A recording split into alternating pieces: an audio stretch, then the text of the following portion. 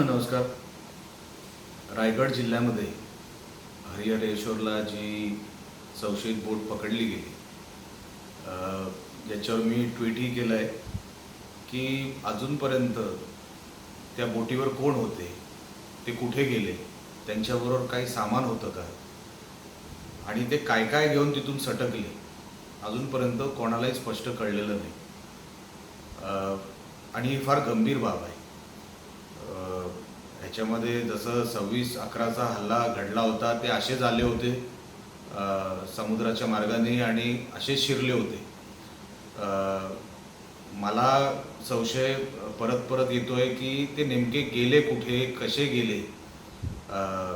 काही अधिकाऱ्यांना फक्त सस्पेंड करून हे मॅटर तसं कोणी हलक्यात घेऊ नये. यंत्रणेने याच्यावर गंभीरतेने लक्ष देऊन, कारण का आता गणपती जवळ आले, सण जवळ आले, हे कुठे गेले. कारण का जर त्या बोटीची अवस्था बघितली, बोटीमध्ये काही प्रमाणामध्ये हत्यारं सापडली, पण फ्रीजमध्ये जे काही जेवणाचं सामान होतं ते काही कुजलेलं नव्हतं. म्हणजे ते काही वेळापूर्वीच तिथून कोणतरी खाऊन पिऊन तिकडून निघून गेलेले होते. किती होते, काय होते, अजूनपर्यंत कळण्याचा मार्ग नाही.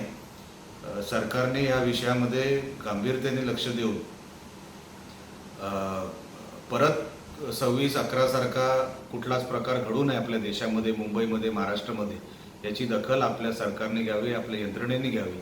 आणि परत असं कधीच फेलियर होऊ नये की ते इथपर्यंत कसे आले. आणि समुद्र खवळला होता, खवळलेल्या समुद्रामध्ये ते इथपर्यंत आले. आणि जर ते उद्या काय घडून गेले तर आपण ते सहन करू शकणार नाही. आणि म्हणूनच पोलीस यंत्रणेने, सरकारने ह्याच्यावर गंभीर दखल घेऊन त्याचा लवकरात लवकर मार्ग काढून ते जे कोण पळालेले आहे, काय घेऊन जे काय पळाले आहेत, सामान वगैरे जे काय घेतलं आहे त्यांनी, हत्यारं वगैरे, त्यांना तसे पकडले गेले पाहिजे. आणि ते राज्यासमोर आणि देशासमोर आणलं पाहिजे की नेमकं त्या प्रकरणाचं झालं काय. कारण काय, हे नॅशनल सिक्युरिटीचा मॅटर आहे आणि हे देशासमोर आणि राज्यासमोर आलं पाहिजे.